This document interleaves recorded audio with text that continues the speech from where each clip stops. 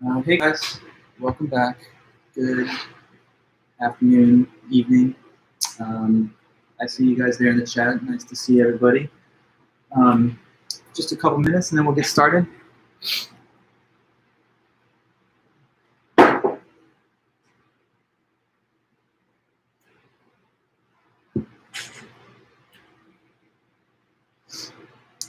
Madison, Cameron, Dewey, Rachel, Gary, Alexandra. Good to see everybody.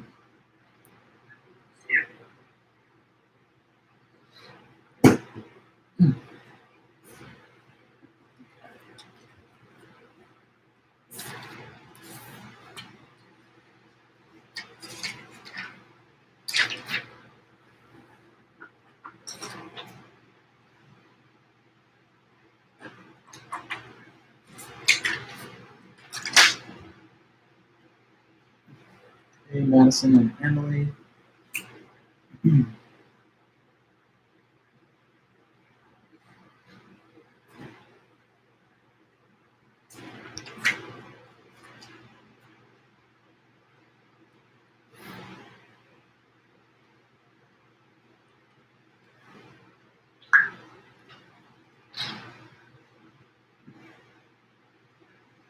Hey, Elena.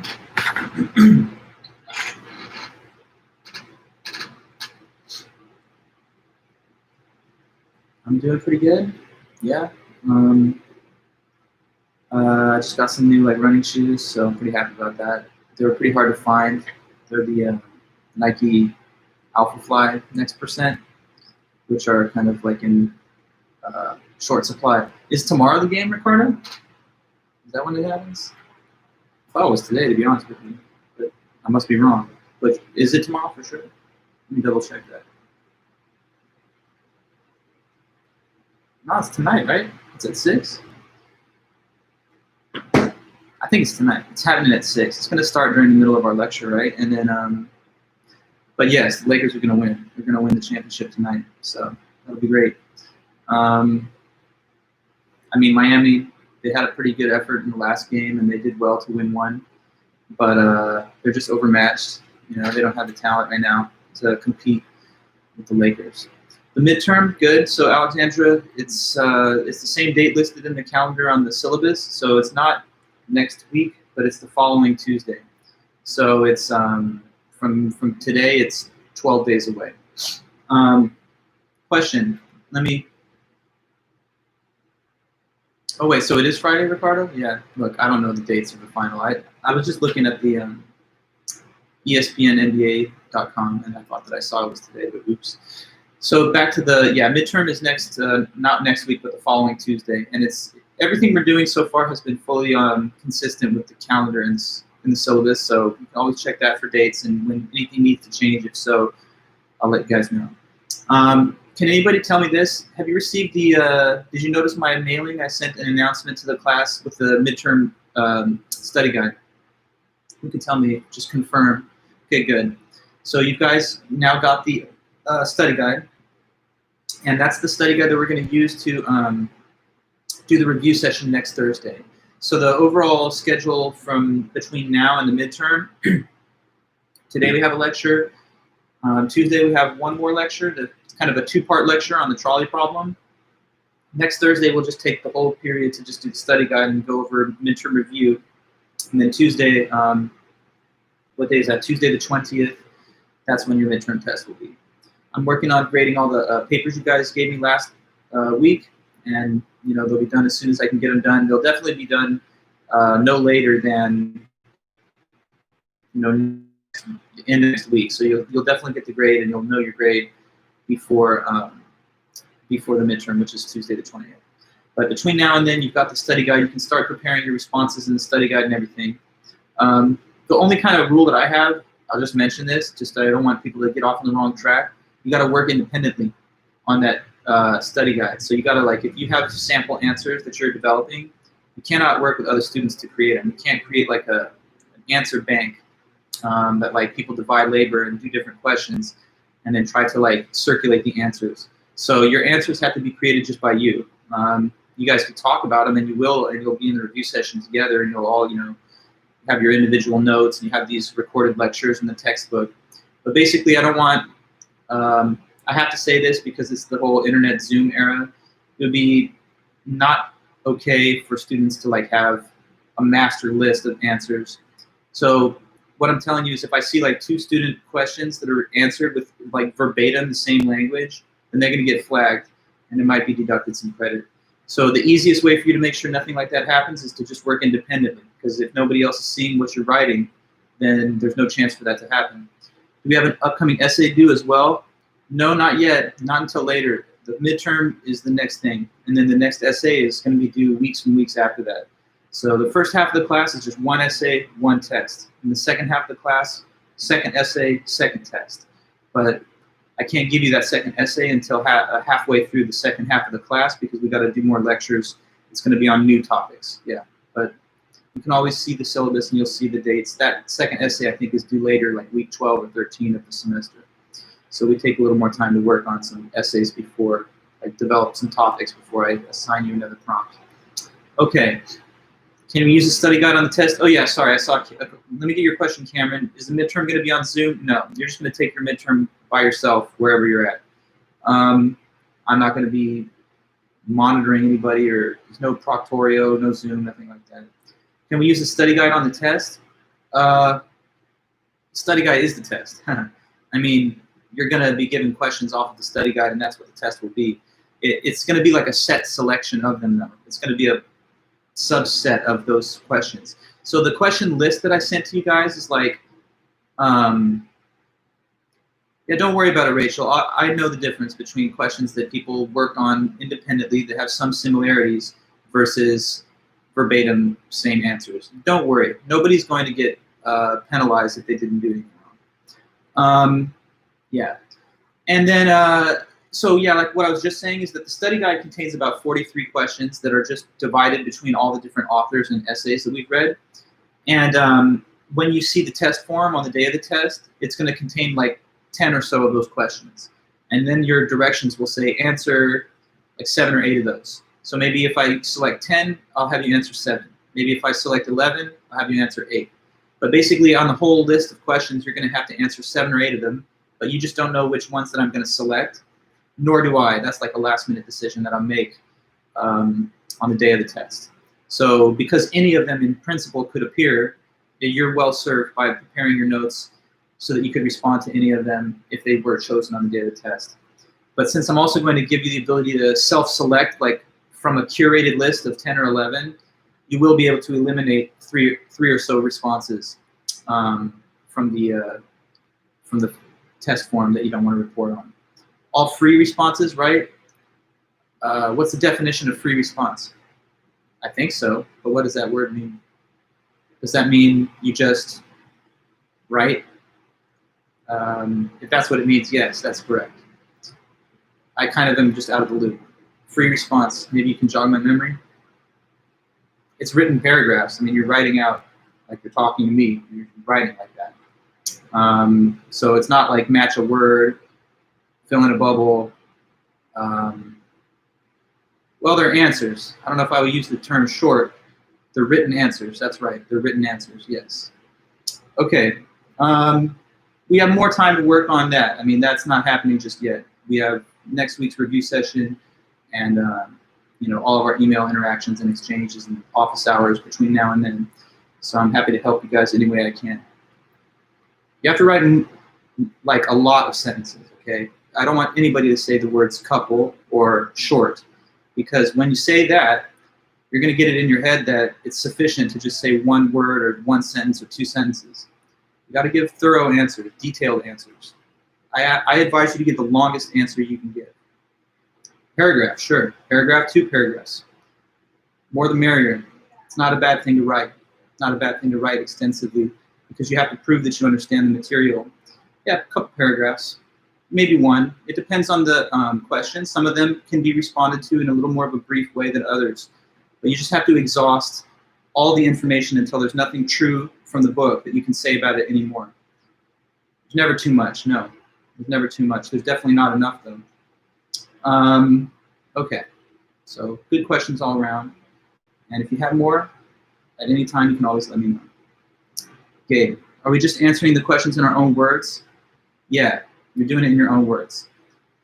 I would not advise using quotes because I don't necessarily want you to have to be like looking at the book when you're writing these answers. If this was in a physical classroom like we used to do, you wouldn't be able to use the book. It would close note. Well, now you guys have your open notes and you have the book, but because of my entire 10 years or whatever teaching, and students were not allowed the book, I never had any expectation of students using quotes. Can we paraphrase? Yeah, you can, and you probably must. Because the alternative is to like literally say what the book said, but like I'm telling you, I want it to be your words.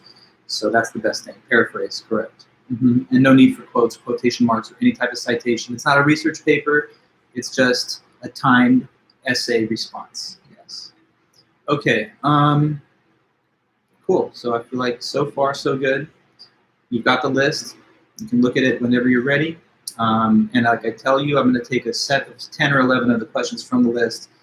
I'm going to divide the questions among multiple different subjects we've studied. Will it be submitted via Turnitin? No. It's going to be submitted to me as an email attachment. So just give me it as an email attachment, and if I want to put it through any kind of plagiarism detection tools, I'll do that on my side. So don't you worry about it. You don't have to do anything except send me an email the same way you sent me your essay. Same way you sent your essay, you just attach a file. The file contains your answers. How long do you have to complete it? You have the test period, which is a class period. So you're going to get from 5:30 to 6:45 p.m. on Tuesday, the 20th. You're going to get that window of time. So just as if you were taking the test in a timed classroom environment. I'll use your delivery time as the timestamp, and you just have to make sure to send it to me no later than 6:45 p.m. It'll be distributed to you through Titanium. You're going to get, an announcement right at like 5:20 or something to give a little margin of time, and it's just going to contain the test file. It's going to say, here are the questions. Return your answers to me by 6:45. You type or write however you prefer, and then send me your attached document, and then you're done with the midterm. So that's basically the logistical side of it. Okay? All right. So we can always return to this topic, and we will. But I guess for now, let me just try to wrap up whatever we were doing with the work of Garrett Hardin. Just a little more information from his paper to learn and talk about. So back to this guy, Garrett Hardin. And his 1974 paper, which is called Lifeboat Ethics.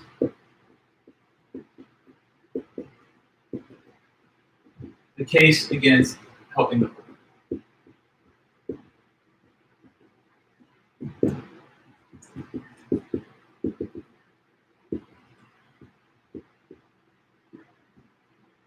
All right, so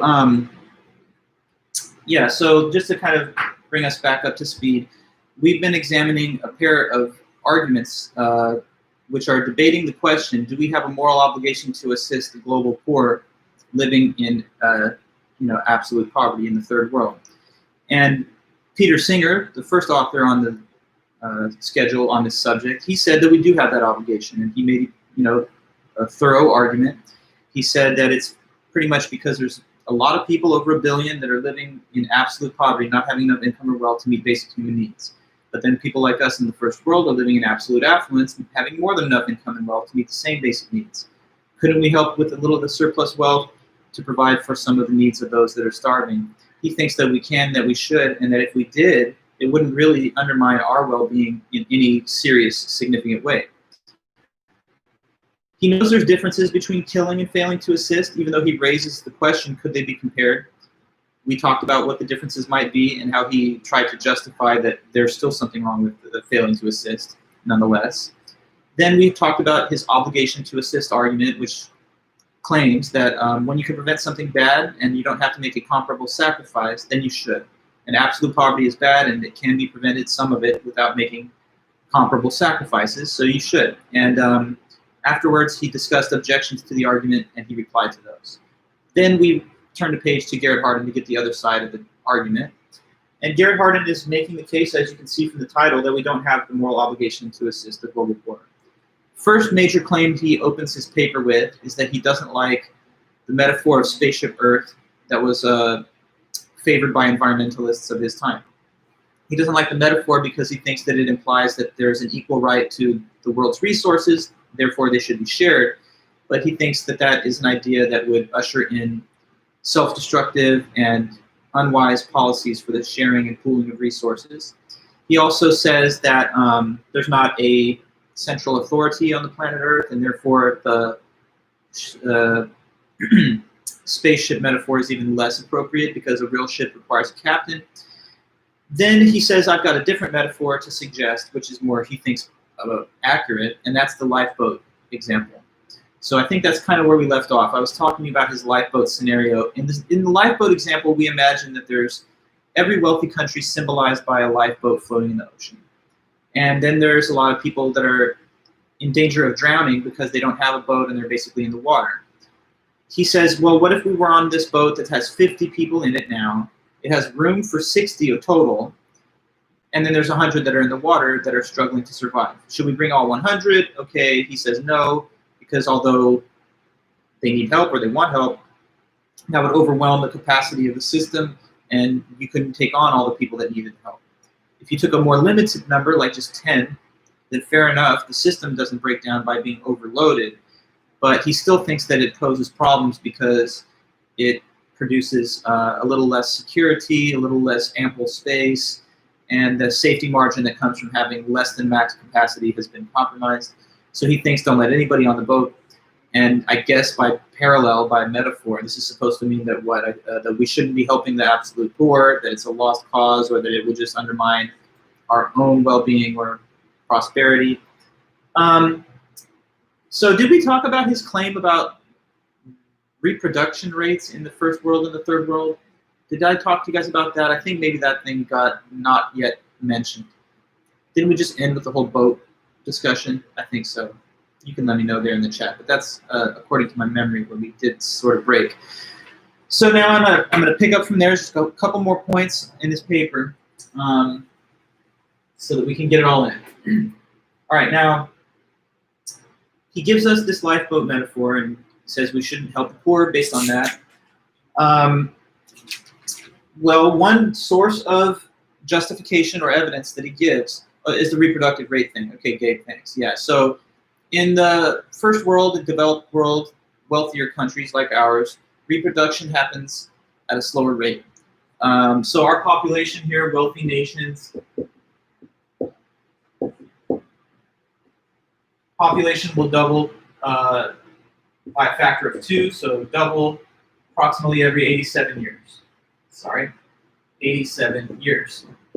But poor nations will populate and generate a doubling much faster, about every 35 years. So starting from today, if there was no check on this rate of reproduction, then in the first world, like America, we have a 300 million or so population today.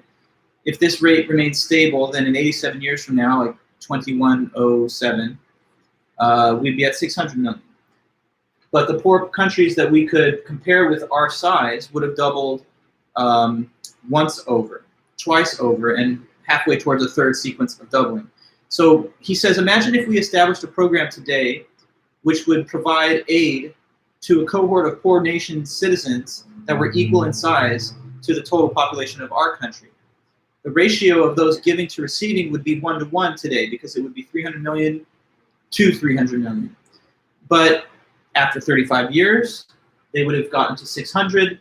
After another 35, so at 70 years, they would have been at 1.2 billion. And at 87 years, the 1.2 billion figure would have been halfway towards doubling again to 2.4, so like 1.8 or so billion. And so looking at that, we would reach 600 million at the same point in time that there would be 1.8 billion due to the much faster reproductive rate. And that means that if we established a philanthropic program, that it would be overloaded over time, because it would just establish an ever-increasing philanthropic burden. I hope that I mentioned when I was presenting that idea, though, that in my mind he has some false assumptions built into the argument, like the idea that poor nations can never make a transition to a more developed living standard, so we should just expect that if they have a fast reproduction rate today, that will remain permanent. But I would have thought otherwise. I mean, the evidence shows that developing nations have lower reproductive rates, so why not imagine that some poor nations can enter the community of wealthier countries too?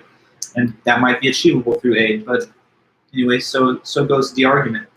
Now, the last kind of important piece of his discussion that I do want to mention, I know, Gabe, that I must have talked about it before, but just to repeat that point, because it's important to his essay. Another big concept of his is called the tragedy of the commons.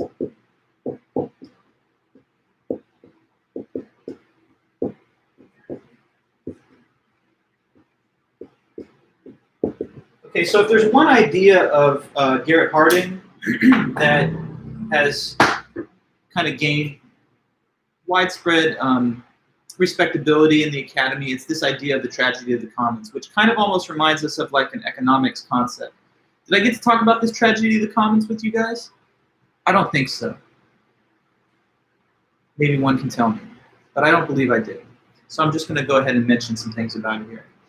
The tragedy of the commons is the idea that, okay, thank you, Gary, that if you have public resources, he claims that they're destined to fail for two big reasons. Number one, overutilization of the public resource, and then number two, poor maintenance and upkeep of the public resource. So public resource, what we mean by that is some good which is made available to the community or the public at large. Therefore, there's no restrictions on access to the resource. It's available to all in common. So his chosen word for that is a commons. When a commons is established, everyone can take from it. There's no restrictions on who may gain access to it. So public resources, commons, to be contrasted with privately owned resources. Here's the claim about these commons, which he thinks is tragic. He says, public resources are destined to fail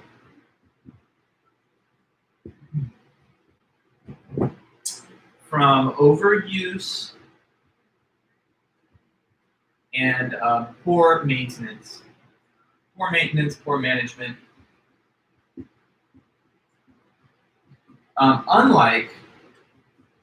Unlike private resources, so he argues. So that's the tragedy of the commons, and he gives an example to try and back up his claim here that it's always going to fail in the end. He gives this example of 1 acre of farmland. So I'm just putting a little blurb about the example up here so that it's in your notes. Here's the example that's given to sort of back this analysis. Imagine this hypothetical situation that there's an acre of land, okay, and it's available for farming. So it can be used for like animals to graze, cattle, pigs, whatever, livestock, and just for farming in general. So suppose this 1 acre of farmland is turned into a commons. Essentially, it's made into a publicly available resource, right? So once the acre becomes a public resource, a commons, who's going to use it, you think? Who's going to come to the acre to make use of it with their animals or whatever? If it's a publicly available commons resource. Just a straightforward question. Who do you think then would come to use it? Or put yourself in Hardin's mind. Anyone, right? Anyone and everyone. Why wouldn't they, right? Because it's not like it's exclusive access. Only some people can get in, only paying members can get in, only the owner or something. It's turned into a public resource. So without any limitations on who may use it, everyone will try to use it. So now here's what he thinks you would expect to see. Quickly, it would be flooded with too many patrons and too many animals. It would get overgrazed because everyone's going to want to use the public resource. At the same time, is anyone that's in the commons going to do their part to clean up after themselves, to maintain the upkeep and the sustainability of the commons? Would they do that extra work? No. And why not? Well, probably it seems intuitive, right? Because it's not theirs. They don't personally own it. It's not their private property. So why would you take a bunch of extra care in looking after the upkeep, maintenance, and sustainability of a resource that's just held by the public, right? So it's a recipe, he thinks, for failure. Everyone's going to use this land, so it's going to get overgrazed, but then everyone's going to litter it, make it dirty, and not clean up after themselves. And so in short order, the public resource, the commons, is destroyed. But he says, what will happen if we made this 1 acre of land just a private resource? Do you think that the private owner would overutilize his 1 acre of land? Let's ask that question and tell me if you think you know. Why would he or not do that? Would a private owner of a privately owned acre put too many animals on the acre for it to handle so that it got overloaded and overgrazed? No, he wouldn't do it. But why wouldn't he do it or she do it in the private ownership case, even though it happens in the public case? What's the difference? How come it won't happen when it's a privately owned resource? It's the same resource. So why is it that only in the one hand is it going to be destroyed and despoiled, but not in the other? Because it's theirs, yeah. And since it is the person's, that's their property, and therefore they are invested in the idea of it being sustainable. Nobody wants to buy something that then they will themselves destroy, because if it gets destroyed, they lose the value of the investment that they put into it. You know, so the public commons doesn't have that same feeling of personal responsibility and ownership that leads the person to take care of and maintain the property. So when people own private things, they take care of it because if it gets messed up or ruined, then they lose the value of something that they themselves paid for and invested in. So we have a vested interest in our private property. That's why it gets maintained. And if it's overused and destroyed, then who loses out? The owner. But when there's a public commodity, people will rush to use it, but do the least they can to support it. And that's why he thinks the public resources break down, unlike the private ones. Think about it like this, okay? I don't know if it's a perfect example, but take the comparison between like a public and a private restroom. At least in the, speaking from the perspective of the men's restrooms, a lot of times in a public area, they're not so clean, right?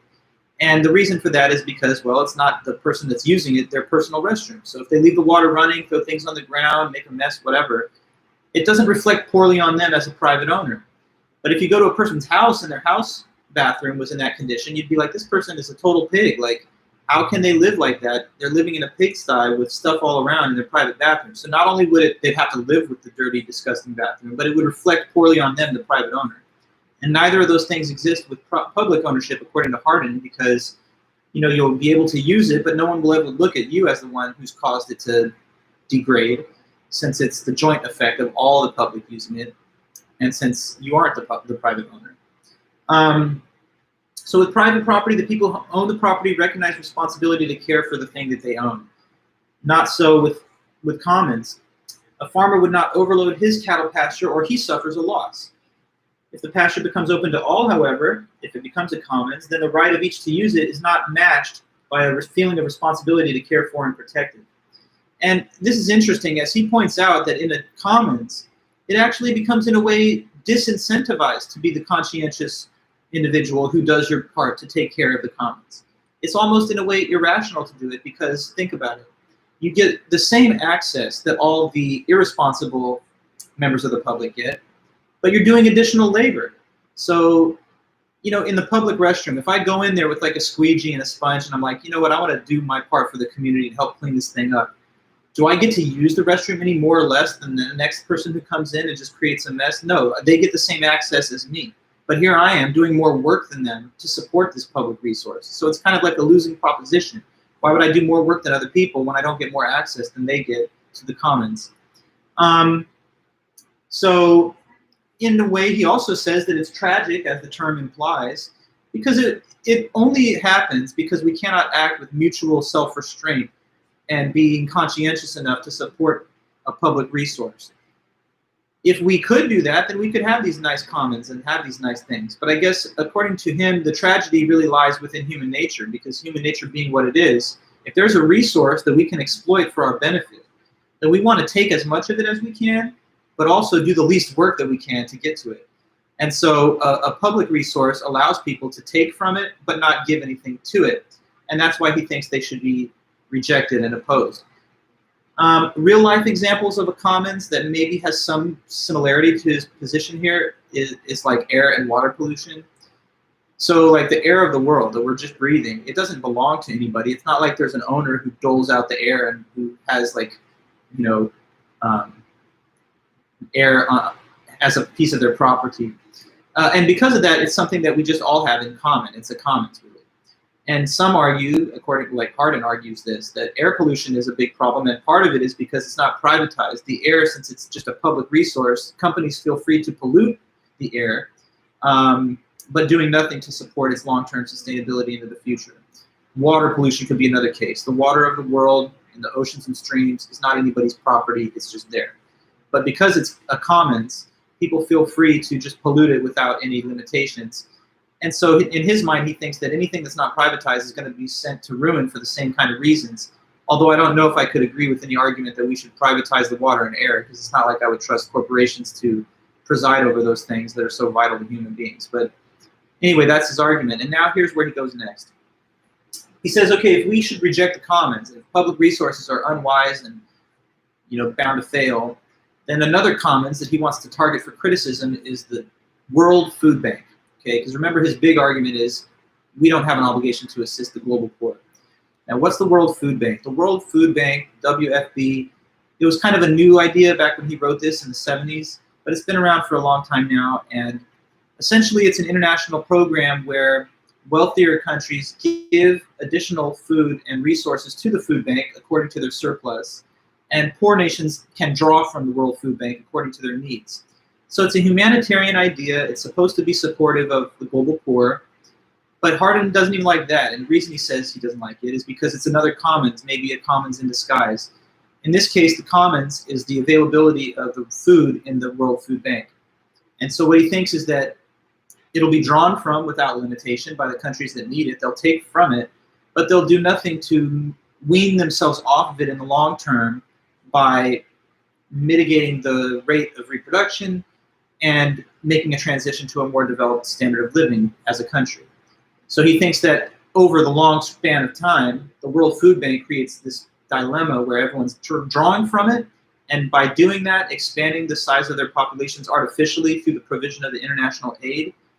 And then in the future, when the cohort of poor has become too large, again, the argument is given that the withdrawal of the World Food Bank and assistance at that future time would cause an even greater destructive die-off than would have been the case if it had just been not done at all in the first place.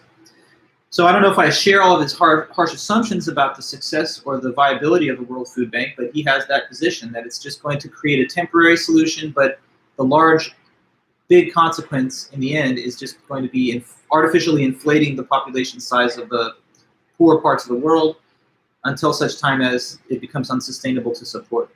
So commons, which is destined to fail because it'll be overused and poorly maintained. In this case, the overuse is taking the food, and the poor maintenance is not doing anything to stop needing it in the long run. He claims that this is a humanitarian idea, but the real beneficiaries, he thinks, are special interests in big businesses. For example, some of the funding that goes to establish these programs has to be given to the manufacturers of farm machinery and pesticide companies to help produce some of the additional food that then gets shipped. Also rail and shipment companies who transport the food from point A to point B. All of these bureaucracies have to be given some kind of taxpayer funding to support the existence of an aid program like the World Food Bank. And according to Hardin, he thinks that it's like the people who staff and administer these bureaucracies that are the ones really driving the perpetuation of the policies, because they make a profit off of it, and he thinks that it's not really to the benefit in the end of the poor countries who are having their artificially inflated populations grow beyond what they can handle. Now, to criticize his point, right, a person could say, isn't it naive, though, to suppose that no one's going to make money off of a program like this? Because being realistic, living in the world we're living in, there's always going to be some money to be made and profit to be made off of any program, whether it's a humanitarian initiative or just a purely profit-seeking venture. The question might be not whether there are some agencies and bureaucracies that stand to profit, but doesn't it just help people anyway? Doesn't it still just save lives, regardless of whether or not anybody gets a kickback? And Gary Hardin won't even concede that point. He says, well, you would think so, but again, it's feeding overpopulation, which in a way is contrary to a long-term solution. After that, he has some tough paragraphs that I'm not going to go into detail. He talks about how the overpopulation of the third world is a growing problem that is not being properly addressed by the call to give aid. At the end, he talks a little bit about immigration, and as you could probably guess, based on his somewhat harsh attitude towards international aid, he's also a person that believes in or argues for very strict, restrictive immigration controls. He thinks that there should not be permissive immigration policies in place.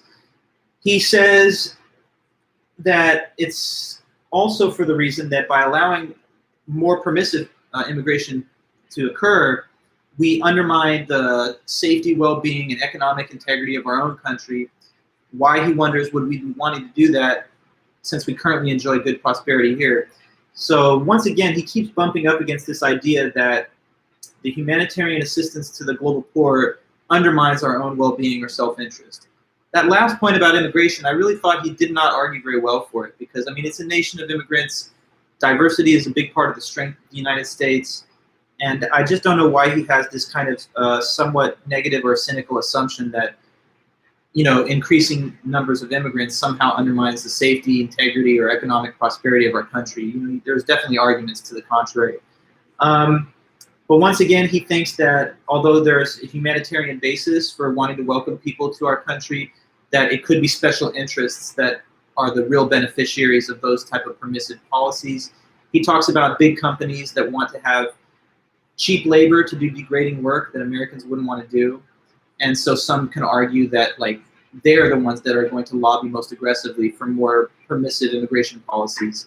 But it's really something that doesn't serve the better interests of the people that would take those jobs, nor the citizens of the country where those jobs are being taken.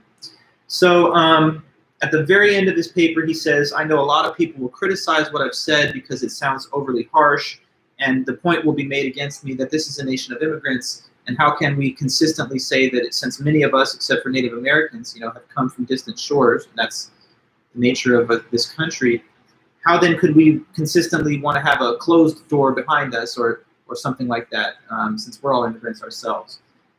Hardin kind of closes the paper with this comment. He says, if you wanted to be purely just, the most just thing you could possibly do would be to return the land to the Native Americans, because there was no moral transfer of ownership from Native Americans to settlers and colonizers and others.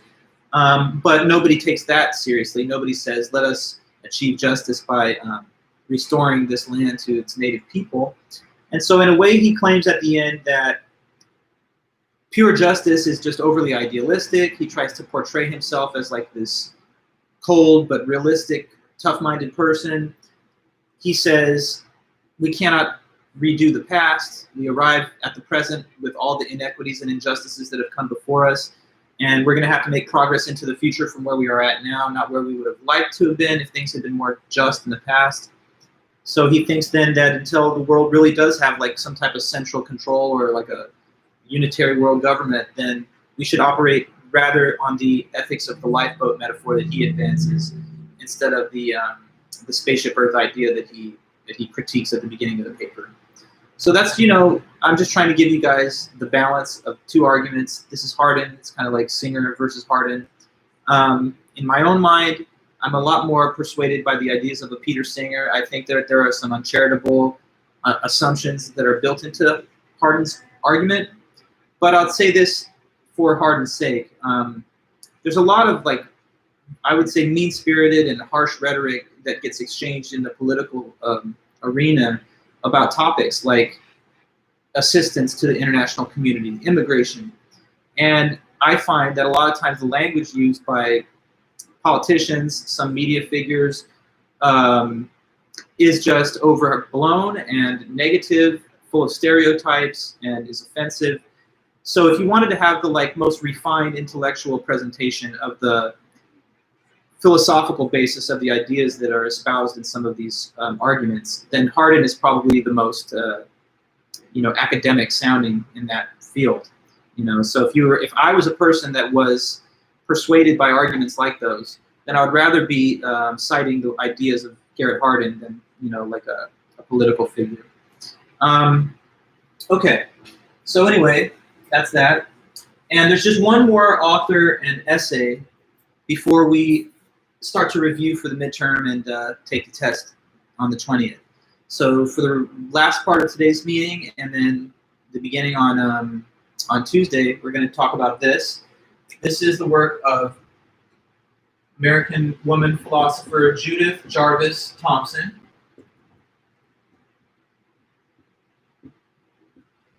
Okay, so about Judith Thomson, she's still alive.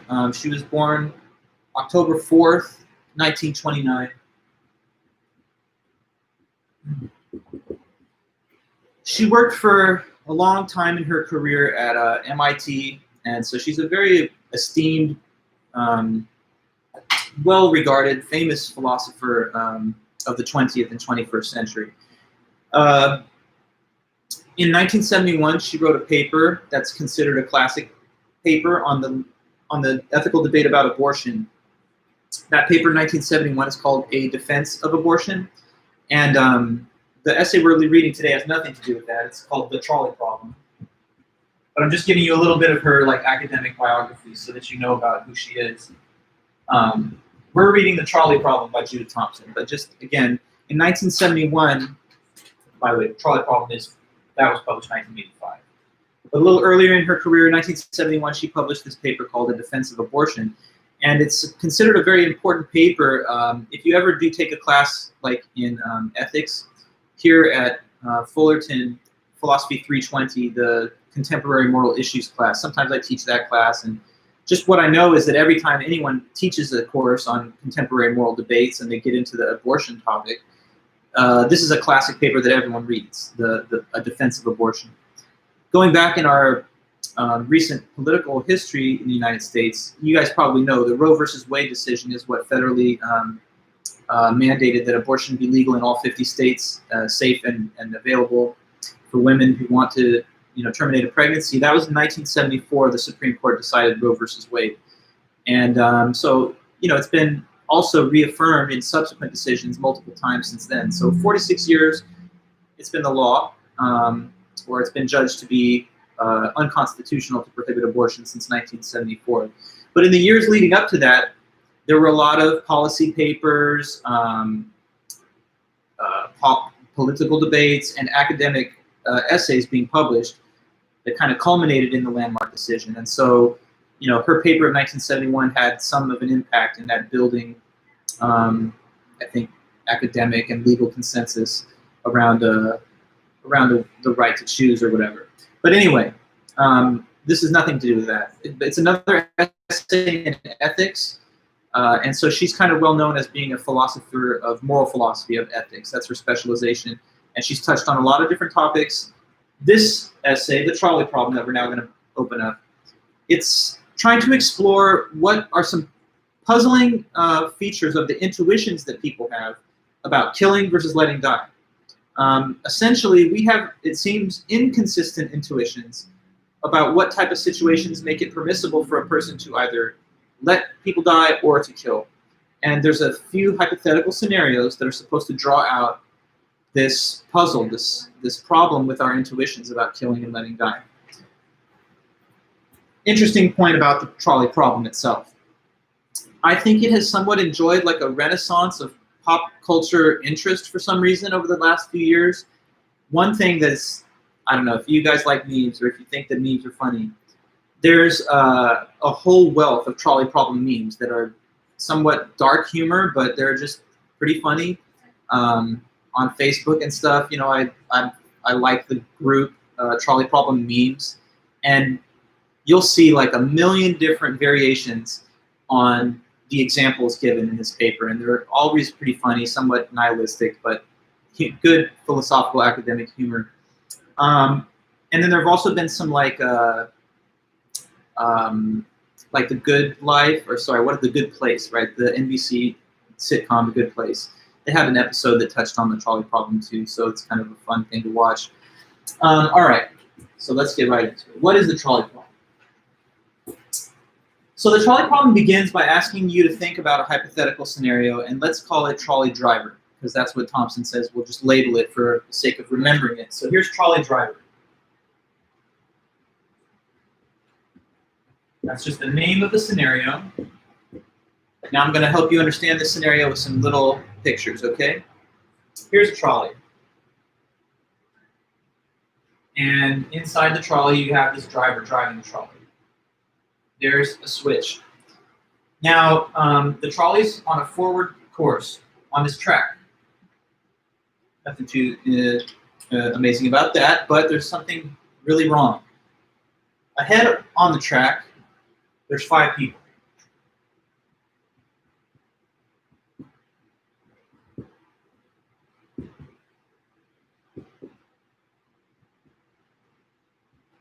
Okay, so hopefully you can see really what's happening here. There's a trolley. It's on a forward path towards these 5 people who are on the track. And if this trolley goes forward and hits them as it's continuing to travel, it's going to kill all 5 of them. It's going to just demolish them and kill them, which is, that's a terrible thing. 5 people with lives, with goals, with hopes, with dreams, with families and friends. They die. That's really not so nice, okay? But it looks like it's going to happen. The trolley's on the way. There's one thing that can be done maybe to prevent this trolley from hitting the 5. Well, there is one thing, actually. I shouldn't say maybe. There is definitely one thing that can be done to stop this trolley from hitting 5 people. You know what it is? See the driver? He has this switch with him. Now, with the switch, if he hits it, it's going to send the trolley onto this other stretch of the track, running at a tangent from the first one. And if it does, great, because now it doesn't continue towards these 5 and it goes in a different direction. So he's going to hit the switch, or wait, we don't know. Maybe he'll hit the switch.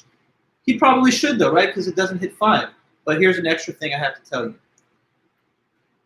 Unfortunately, up here, there's not 5 people, but there actually is one, though. There's one person up here on the other stretch of the track. Now, trolley driver, he's driving. He's going forward. There's 5 people in front of him. He might kill all these 5 people. The only way to stop that from happening is if he hits that switch. And if he does that, instead he's going to go and hit the 1. Okay, so question to you. Let me know what you think. Tell me, is it morally permissible, yes or no, for him to hit the switch? Would you say so? In other words, is it okay and not wrong for him to hit the switch? That's all. That's the question. If he hits that switch, tell me your answer. Wrong or not wrong? Hitting the switch so that it does not hit 5. Instead, it hits the 1. Okay, and yeah, for the greater good, you're answering affirmatively, I guess, meaning yes, it's not wrong. Yeah? Okay. Not wrong. Okay, good. Now, let me explain another point here as you guys are giving me your intuition. It's not a good thing, no, Andrea. It's bad all around. I mean, it's bad that anyone's going to get hit. But the way that people look at it is that this trolley is going to kill people, period. There's nothing that can be done to stop it from hitting anybody. There's no way that it's going to kill 0 people. So it's really just now, will it hit 5 or will it hit 1? And both of those things are terrible. But it's worse to hit more rather than less. And that seems to be the intuition people have. Now, when I say people have that intuition, here's what I mean by that. The question I just posed to you, what would it be? Would it be wrong or not wrong to flip the switch? You're not the first people who've ever had to be asked this question and give an answer. In fact, this scenario has been used in thousands and thousands of different research institutions because it's used as a test of moral intuition. So like thousands of different classrooms and individual students have been polled and surveyed on this question. And I want to tell you how the results have come out. Overwhelmingly, like above 90% of people, they seem to agree with you that that's not wrong. That's not wrong to flip the switch and divert its path to the other individual. So I'm basically telling you, if you felt that was not wrong, you're in good company, because that seems to be like the vast majority opinion of real people who are given this as like a kind of scientific poll, right? Now, why isn't it wrong? I guess, you guys have offered some of your reasons, and I kind of briefly touched on it, but it seems like the thought is, this trolley can't be prevented from killing some people, and if it kills 5, that's way worse. I mean, imagine if he doesn't flip the switch and it kills all 5, he's probably going to have to worry about the fact that he could have prevented it from having the worst case outcome. So we're just talking about morally speaking. Would it be wrong? And it seems like it's not a wrong thing for him to flip the switch, because the only motive behind it would be to prevent the greater loss of life.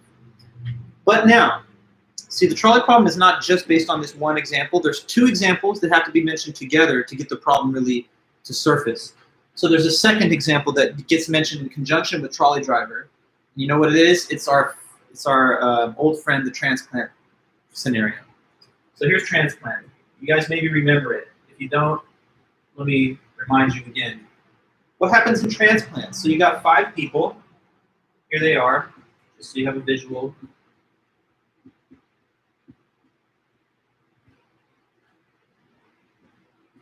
Five people. And these 5 people are all suffering from various organ failures that would kill them if they can't get a transplant. So maybe, you know, like, sorry, one of them needs like a heart, one needs a kidney, one needs a liver, the other kidney, and a lung.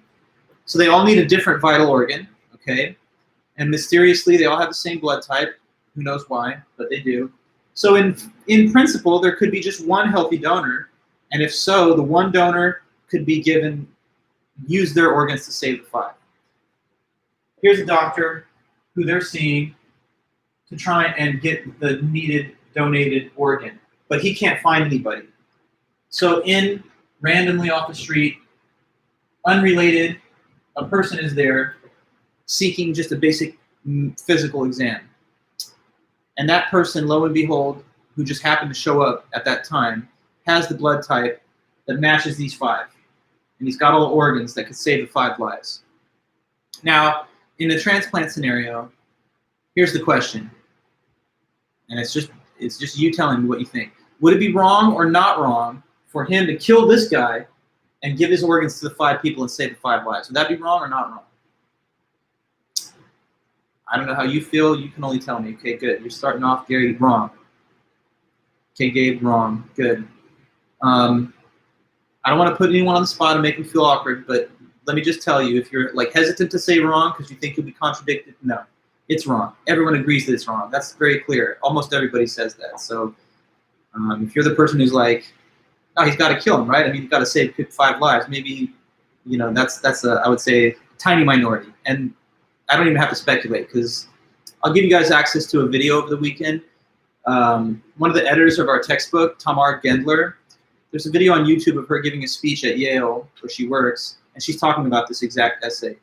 And she actually has clickers distributed throughout the whole audience. And when they click, they give their answer, whether they thought it was wrong or not. And then the overall results are displayed on a bar graph that's projected on the front of the classroom. And what you see when you watch the video, I'm just telling you that this is what you'll see. It's like 90+%. Everyone thinks this is wrong. But now the problem starts to appear, okay? And the trolley problem, in a way, is this question. Why is it that the audience overwhelmingly agrees that this action is not wrong, but this action is wrong? That's the whole problem. The problem is to diagnose the reason why people feel differently about the behavior of the 2 cases. So, what is really the difference, in other words, between the cases, which is leading people to react to them in opposite ways, saying that's not wrong and this is? Now, the 2 cases, although they have like obviously some surface differences, there are some similarities in the structure of the 2 cases. Do you see what the similarities are? Okay, the similarities are these. There are 5 people at risk of death, and then there's one individual on the scene who, if they intervene, they would take an action. They could take an action, which if they take that action, it results in the death of 1 person, but it prevents the death of the 5 people. Okay? In this trolley driver case, you guys and almost everybody else seems to say, this guy can intervene in the situation, which causes this guy to die but prevents the 5. But in the transplant scenario, everyone gives a different response. They say, well, no, no, no. That would definitely be wrong. If he kills this guy to save their lives, that's not okay. That's immoral. That's morally not permissible. So that's the real problem, at least in the first version of it. Why is it that everyone says that this is okay to do, but not this? And that's the question. Now, you may have some thoughts already developing in your mind. You may be like, okay, I can sort of see why there's a difference, because in the one case, there's this thing going on, but not in that other case. So these are the type of thoughts that the paper's trying to stimulate. Like, what feature between the two cases generates these differences. Now, you may be looking at the cases and you're like, well, who cares, so what? I mean, they're random hypotheticals. Nothing like this happens in real life. Well, what we're trying to do here is just focus our mind on a specific question. What are the moral principles that we agree with when it comes to killing and letting die? And there actually is definitely real-world application to this when it comes to the diversion of threat. Say that there was a person that was flying an airplane, like a pilot, right? And tragically, the flight has suffered a mechanical failure and it's crashing to the ground, so it can't be saved. Suppose that this pilot, though, on their current trajectory downward, they're about to fall into like a packed stadium with like 50,000 people in it. But if they steer the plane a little bit to the left, then they're going to be able to go into an open field and crash there. But there are some people in the open field. It's just that there's fewer of them. There's like a scattered group, a couple, maybe like a dozen over here, but there's like thousands in this situation, in this section. So if he steers the plane into the less destructive course, people would probably not think that was wrong. But it depends on intuitions that we only can contemplate when we think about hypothetical scenarios, because we don't hope these scenarios really come to pass, but we don't want to think about them for the first time when we're in the middle of an emergency. So we test our intuitions in the laboratory of the philosopher's thought experiment, okay? And there's another real-world application to these types of examples too. Take self-driving automobiles and cars.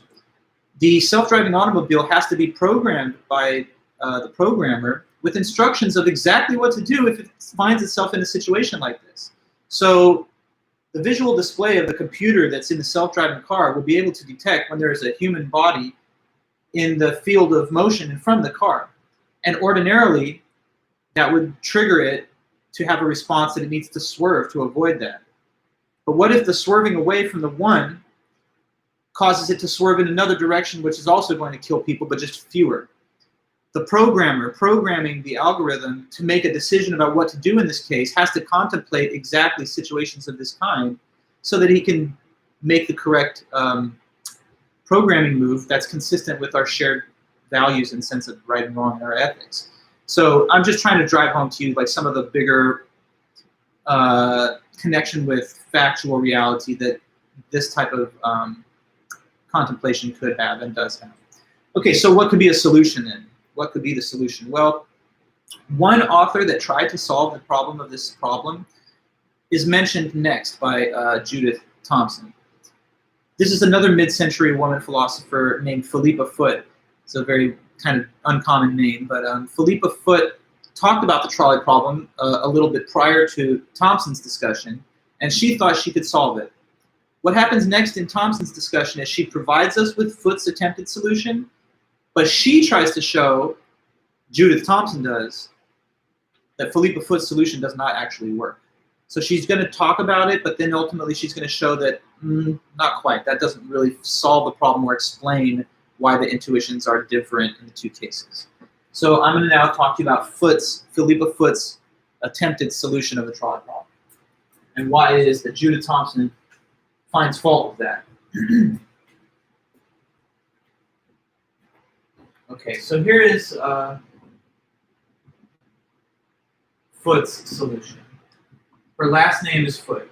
The woman's name is Philippa Foot. This is the professor, the philosopher's name. She said, okay, the problem actually can be solved when you consider that these are two true moral principles. So these two moral principles that she's going to affirm, and she thinks that they're universally accepted, are these two statements. Number one, it is worse to kill 5 than it is to kill 1.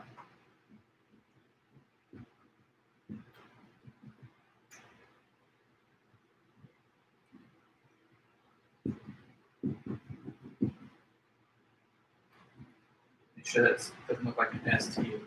It is worse to kill 5 than to kill 1. Okay. And secondly, it is worse to kill 1 than to let 5 die.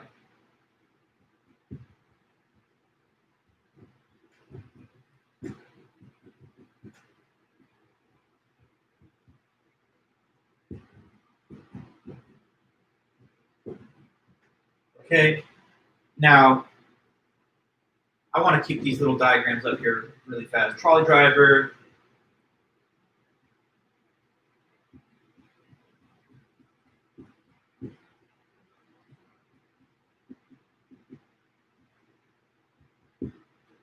and then transplant.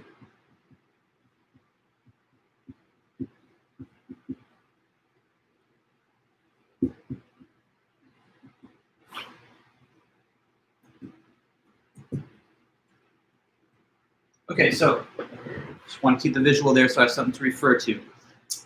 Consider these two principles here. First of all, it's worse to kill 5 than to kill 1.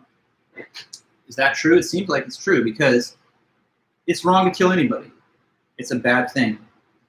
It's a not good thing to kill people. Obviously, we should all understand and agree with that. But how many matters, obviously. So, I mean, if killing 1 person is bad, and it certainly is, then it's even worse to kill 2.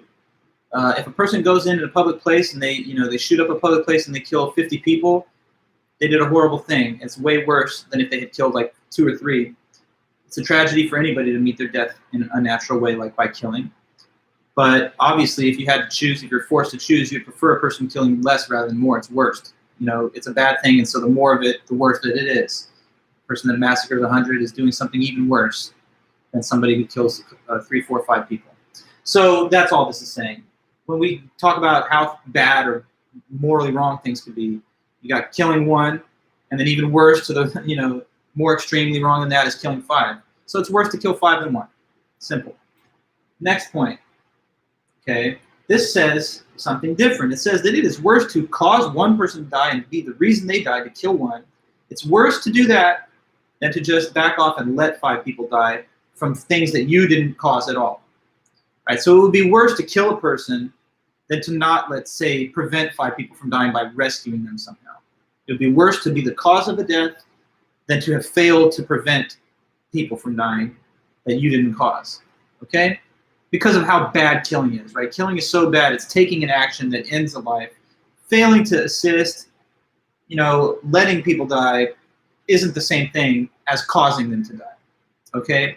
Now, according to these two principles, Foote says I've solved the problem. The reason that people react differently to the 2 cases here, driver versus transplant, is because the choice that's facing the 2 individuals in these scenarios is a different choice.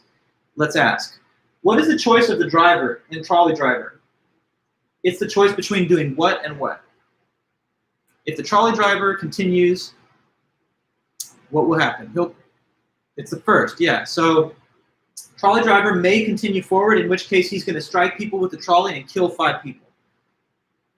If he switches the trolley's track, then he's going to kill fewer people with his trolley. So he's in a situation of kill 5 or kill 1.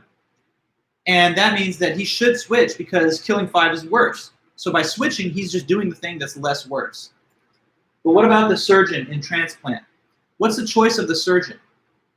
It's between doing what and what. It's not between killing 1 and killing 5, is it? You can tell me. What is the choice of our surgeon in the transplant situation? He's deciding between, tell me, killing 1 to save 5, yes, but that's what it is done to affect. But right, Brianna, it's either killing 1 or, no, still not right. Still not right. His choice is kill 1 or. If he kills 1, he saves the 5. So you're not getting the disjunction right. It's kill 1 or let 5 die. Yeah. Or saving 5 doesn't work because saving 5 is what happens when he kills 1. So it's killing 1 or he cannot kill 1. But if he doesn't kill 1, then he's letting these 5 people die. Notice, though, that he's not killing these 5 people. If they die, how do they die? Not by a killer surgeon, not by a demented doctor. They die of organ failure, natural causes, whatever problematic thing they had that caused their organs to fail, that's what they would die from.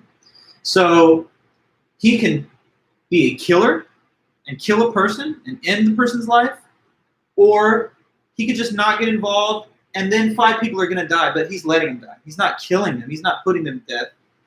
They're dying on their own from their own existing ailments. So Foote says that solves it. The reason everyone says this is okay is because the driver is just going to hit fewer people and kill fewer people. The reason this is not okay is because in taking the action that prevents their death, he kills 1. But if he withholds on that action, he's not responsible for killing 5. And therefore, he's doing something worse if he intervenes and kills a person. it's worse to kill a person than to allow people to die from whatever the problems they have already are. Now, it seems like that's a way of solving the problem, but Thompson says, not so fast. She snatches this solution away from us, right, as we think we've gotten it. She says, unfortunately, Foot's solution, though a noble attempt to explain and diagnose why we feel differently about the two cases, it does not quite answer all the problems. Because, Thompson says, the problem comes back if we simply tweak the trolley driver hypothetical in a slight way. Okay, so now I'm going to do that for you to show how we can bring back from the dead the trolley problem after Foot's attempted solution. Okay, so what I'm doing is I'm erasing trolley driver and we are replacing it with a slightly modified version. Trolley driver now becomes substituted for bystander at the switch.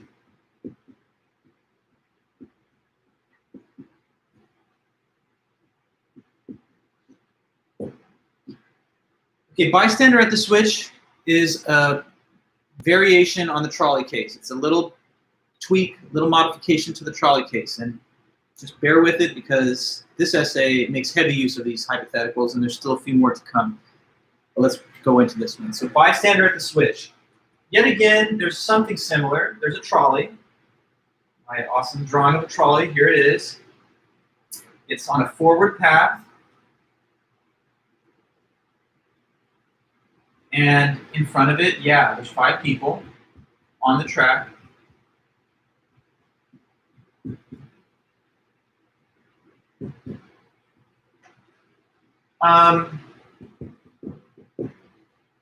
And there's a fork in the track that, again, can send it in that other direction, but unfortunately, one person remains on that side. Now, in bystander at the switch, here's the little difference. We assume that the trolley driver is incapacitated. So I'm putting like X's where his eyes should be, because he's passed out unconscious. So that means that he has no ability to hit the lever. And therefore, he cannot cause the trolley to change directions to the other track. Nobody else has access to the control room. And so our unconscious trolley driver is not going to be able to do anything to stop this thing from hitting 5. But in bystander at the switch, there's another individual on the scene. And who is it? It's this guy, this bystander who's standing by a switch. So suppose this bystander is just, walking around, hanging out, having a nice walk in the afternoon. And he comes across this switch. What he sees is that the switch is clearly labeled, and it says this: emergency track diversion switch, used in case you need to switch the trolley to another track. Suppose that we gotta make a lot of assumptions in these hypotheticals. Like, you might have already been thinking, why can't they just get up and walk off the track? Or, why can't there be brakes or something like that? Well, we control the features of the situation to give us the things that we want. So these guys can't escape from the track. Also, he has perfect and total omniscient knowledge about how this switch works. And he also knows that the trolley driver is passed out and can't do anything.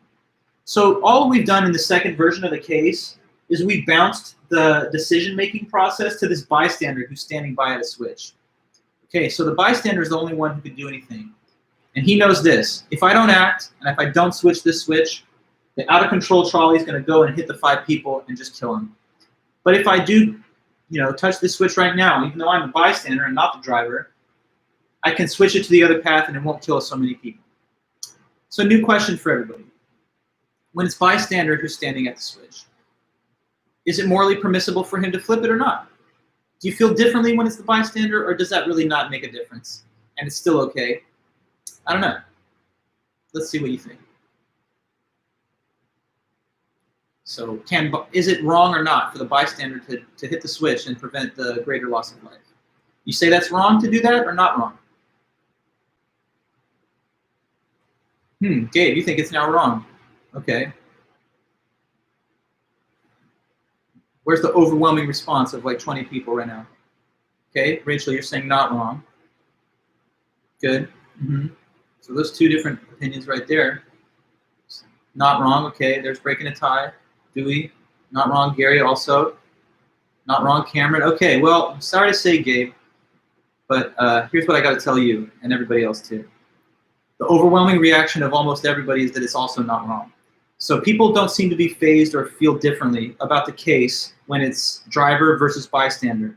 So you're in the minority, unfortunately, Gabriel. Not to say that you have wrong intuition, but just it's not widely shared. Most people do feel that there's really no difference, and it's not something that becomes wrong just because he's a bystander. The only relevant question is how many people are going to die here, and this guy could prevent a greater amount of death. But there is something salutary about your response, though, Gabe, because it makes the problem the problem comes back because of the way that everyone responds to this case. So think about this. In bystander at the switch, the overwhelming audience response is, it's not wrong for him to switch that switch. Maybe he has to switch it, and it would be wrong not to. But if this is not wrong, and everyone still agrees that transplant is wrong, now we can't really avail ourselves of Philippa Foot's solution, can we? Because it seemed like we could when it was between killing 5 and killing 1 by the driver. But what is the choice of the bystander? Let me know. If this bystander touches a switch, he's going to cause the death of a person, and he's going to be the one that killed the 1. But if he doesn't touch the switch, the bystander, what's the relation of the bystander to the 5 people that will get hit by the trolley then? Did he kill him? Or what? Tell me, just basically, what's the choice of our bystander? He's choosing between this and this. What are the 2 possible things? Switch the switch is what choice? Not switching the switch is what choice? In terms of death. It's what? Considering Foot's principles, it's 5 or 1, but 5 or 1 what? Not specific enough, I'm afraid. 5 or 1 things of what? Well, yeah, but death by what manner? How dying? Dying because of what? What's the cause of death in the 5 or 1 case when it comes to our bystander? Say, well, again, we're getting it wrong when you say save 5 or kill 1, because killing 1 is saving 5. It's not or. The switch? I'm not understanding your question, nor am I understanding the single word trolley. It's so there's I gotta just wait for you guys to have a clear statement of this. The choice of the bystander. As we've followed the presentation of this article, we talked about Philippa Foot's solution, remember?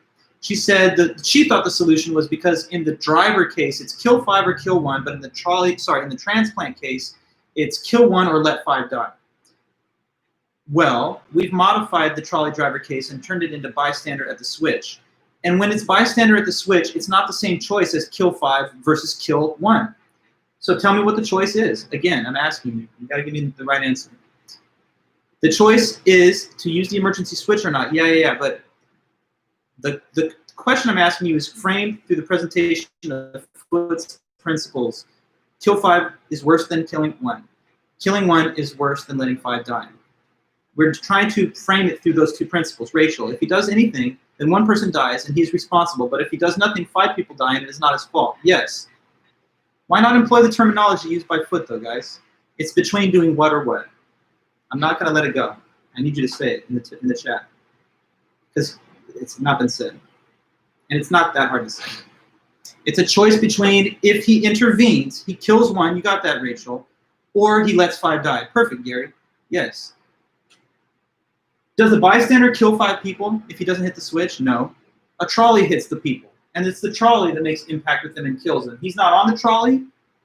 He's nowhere physically on this trolley. So no one can look back and say, hey, he killed us. A trolley killed him and he let it happen. So if the bystander acts, he touches this switch and then that leads to a series of events that kills this person. So he may kill 1 or let 5 die.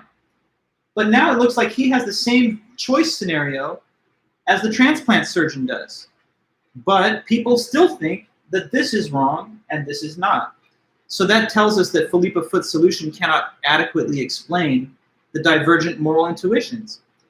The explanation was supposed to be that in a trolley case, it's kill 5 or kill 1. In a transplant case, it's kill 1 or let 5 die. But now both cases are kill 1 or let 5 die. And still, only this one is judged to be morally permitted. So the real trolley problem now, Thompson says, is this.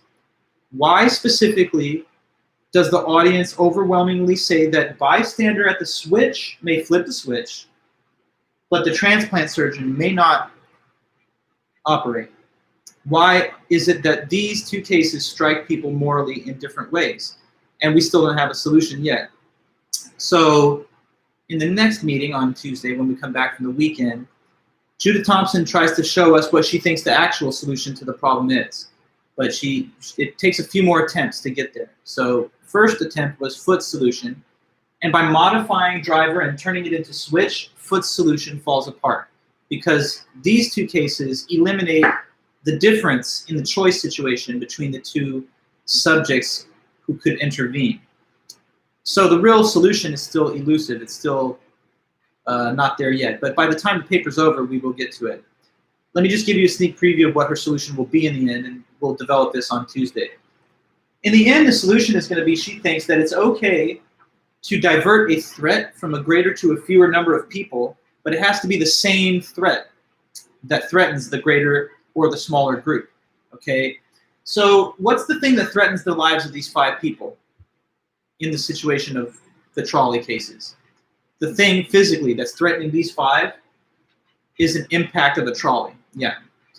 And if the switch gets flipped, what's going to not threaten 5, but instead threaten 1? If this switch is switched by him, or in the original case by the driver, then instead of the trolley threatening 5 people, the same trolley threatens 1 person. But now if we compare that to transplant, what's threatening to the lives of these 5 people? Well, it's their organ failure. That's what's threatening to end their life. Illness, yes.